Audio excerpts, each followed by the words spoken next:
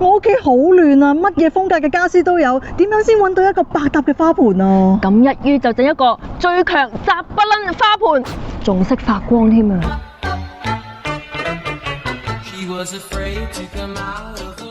乜真係唔得啊，咁難開㗎！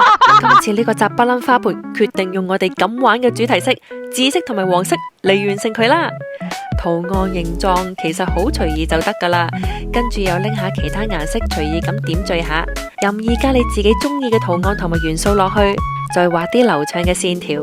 我自己就畫咗啲葉嘅圖案落去，令到成個花盆木系嘅元素再加強啊！最後我哋就會用一啲帶有熒光劑嘅 liquid 畫落個盆度，最後呢個最強雜不楞熒光花盆就大功告成啦！好適合放喺啲雜不楞屋企，令到屋企又增加一點趣味。你哋又試下，分享下你哋嘅作品俾我哋啦！